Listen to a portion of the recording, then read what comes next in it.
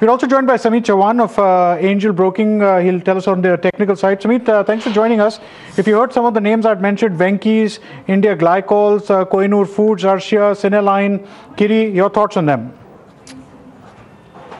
Yeah, if we look at the Kohinoor food chart, since last 4 months, it has almost doubled from its lows of 38.40.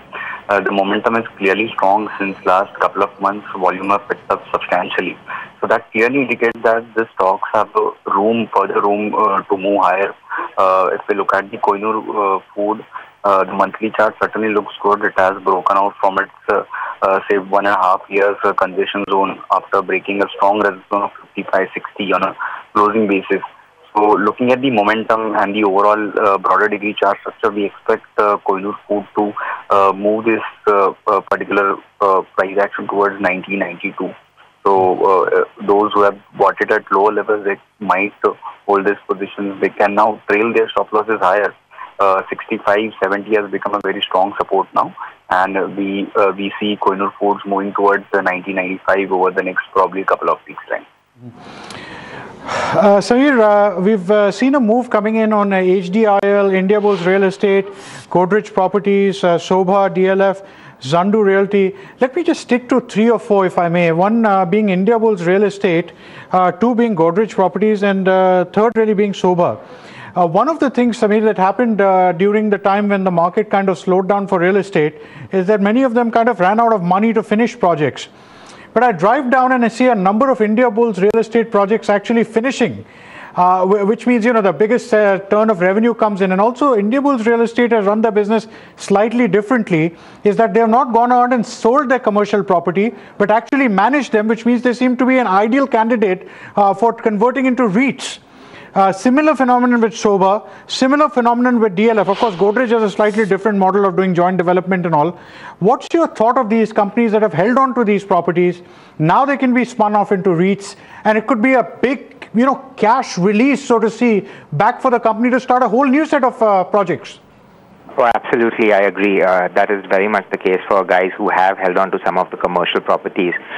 The problem, I guess, with the commercial property holding on is the yields that you actually receive on your investments are very, very low. I mean, you're getting something like 5% yield, so that's not something that's attractive. Now, given that we probably are closer to the end of the cycle where prices will remain subdued, and maybe 2 years down the line we could see prices moving up, those stocks would be a great buying opportunity. I'll specify a little bit on Indiabulls. The advantage they have had is all the developments that they're doing are now coming closer to completion, like you rightfully said. And as they're able to sell some of their residential properties and free up some money from that side as well, I think it'll be a great thing. What needs to be seen is what is the land bank that they still have available and how much more they will be able to develop. If they have to go out and purchase land prices in Bombay are now going to get higher. So that is something I'd keep a close watch on. In the real estate space is something I'm not very, very excited about per se. I think there are better ways of playing it through housing finance companies. So I would more focus on the housing finance side rather than the real estate back. All right, I wanted to take Reliance Industrial Infrastructure again, because that's a very interesting chart now.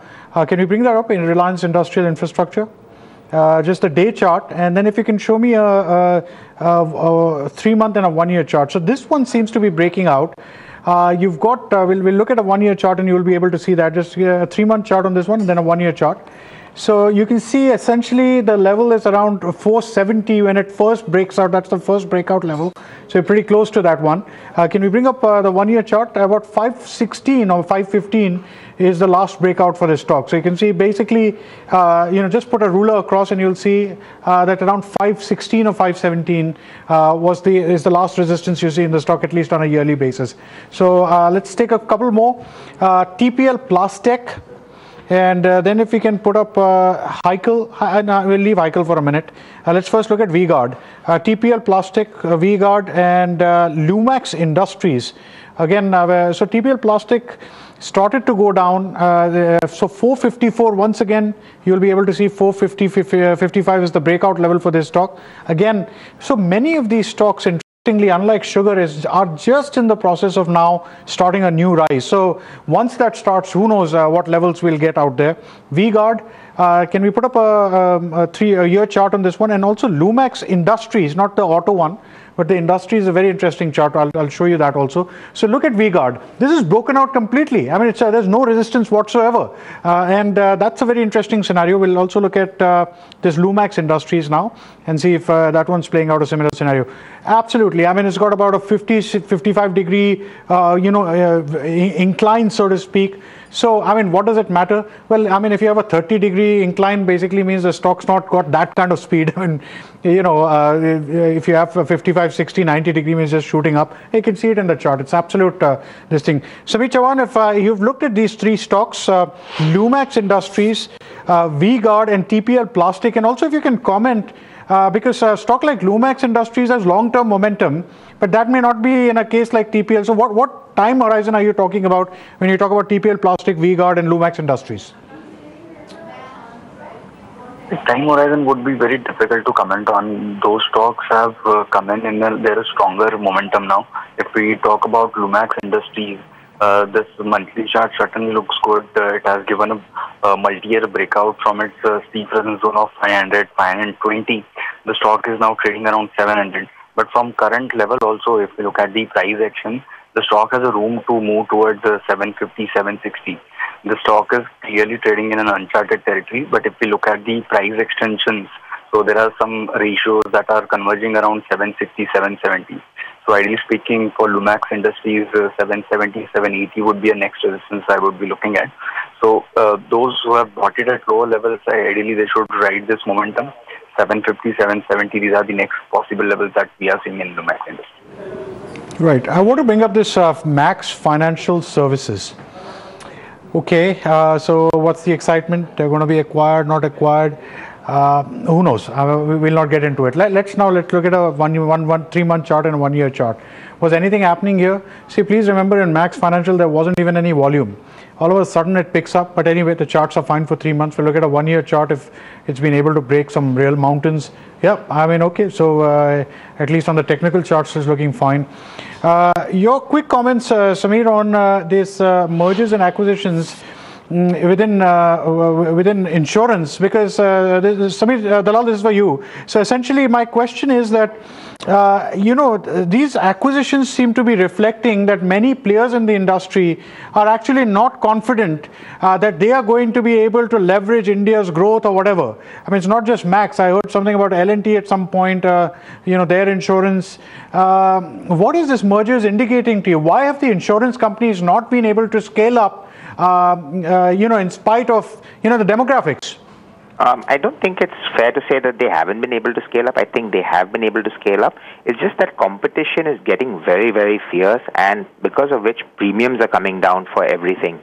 L&T did get acquired by HDFC Ergo, and now you have the HDFC Standard Life and Max merger. So, I mean, I think the industry is looking at some sort of consolidation. There are a lot of players.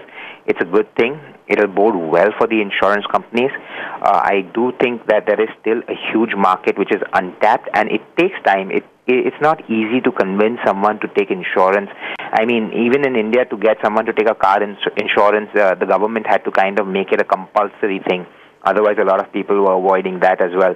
I think the penetration is very, very low. Growth opportunities are large. It's just some players don't want to focus on certain businesses and want to focus on others. In the case of L&T, their focus was not on the insurance business. It was more on the lending business. So I think consolidation is a good thing. I'm positive on that.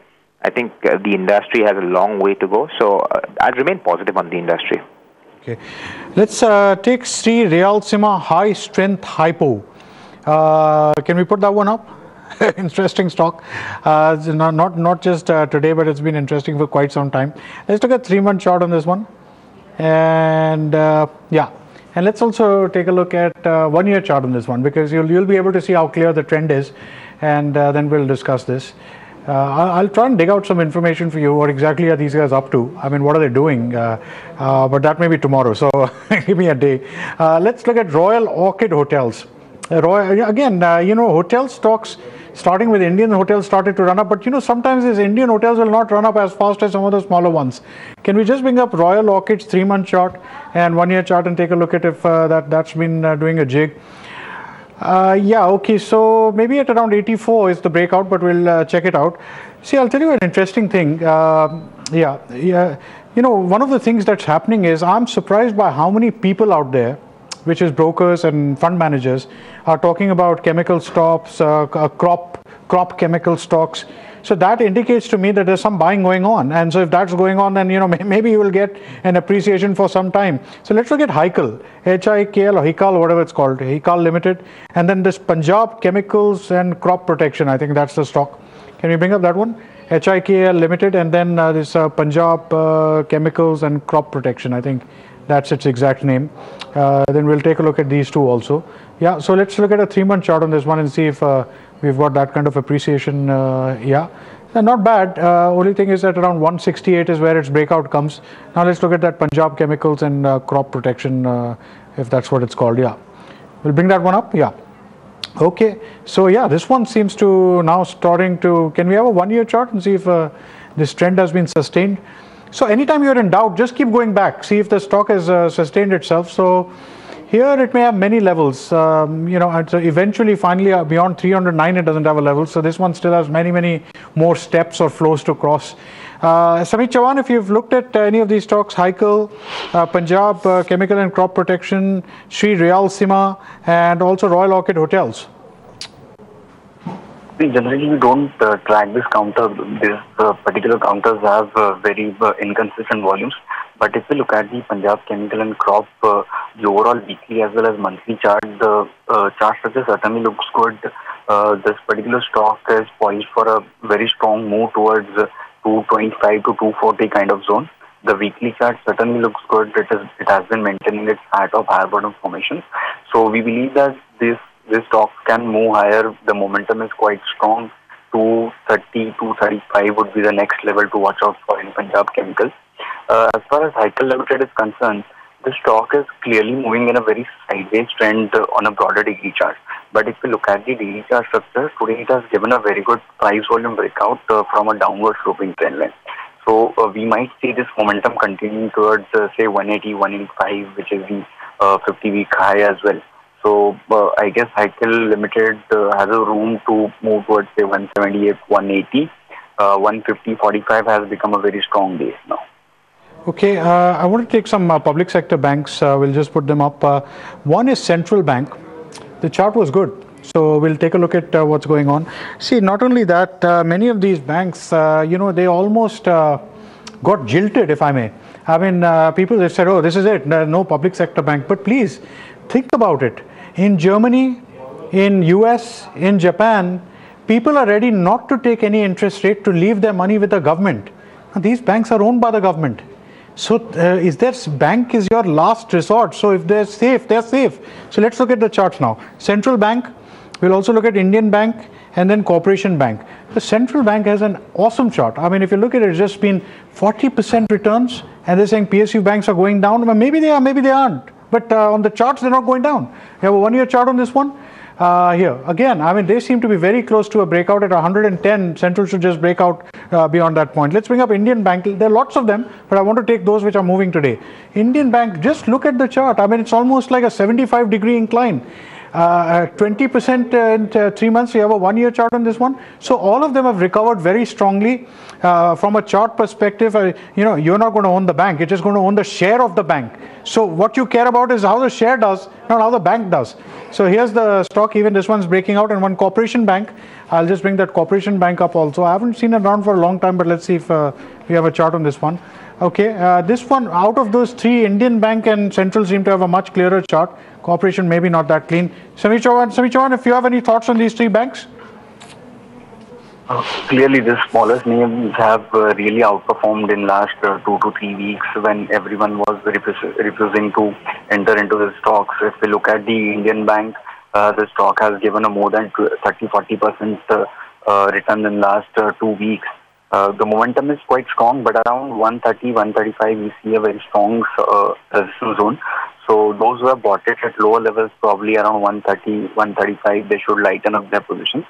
Similar with Central Bank, the stock has doubled from its recent lows of 50, 55. The momentum is quite strong, but 100, 105 seems to be a very strong supply zone. So traders are advised to just lighten up their positions once the stock reaches 105, 102. From the PSU space, larger names like SBI, Bank of Baroda, Canara Bank certainly looks good. We have a positive view on Canara Bank for a target of 216, 220 in the near term. So one can look at the Canara Bank as a potential buy candidate. 195, 196 seems to be a very strong support. Sameet, I'm just wondering, because both in Canara and in Corporation, they've not really broken out as yet I'm saying. But when you look at a central and Indian bank, they have broken out. If you have a clear unidirectional momentum, you know, why would you get out? Because if you don't take your profits too quickly in the 2-3 stocks you make money in, you'll never be able to compensate for the 8 you have to exit all the time. I mean, your thoughts on it? Why get out when the momentum is strong? Yes, momentum is quite strong, but as I said, there are multiple resistances around for central bank. If you talk about 105 is a major resistance. So when a particular stock is in a momentum and it's reaching very, very major resistance zone, so it's advisable to lighten up the position rather than just keep holding it, because the stocks, when it starts moving higher, yes, they give very good returns, but whenever they start correcting, they correct in cents. So it's better to move out the stock when these particular stocks are in very good momentum. Right. Sameet Chavan, thanks for joining us from Angel Broking. Sameet, actually, I wanted to speak to you about these PSU banks, but I'm out of time, so please allow me to take that question the next time we're speaking to you. Sameet Dalal of Natvarlal & Sons. Okay, that's it on Market Movers. You got somebody special on the world of mid-caps? Okay, Deepan, it'll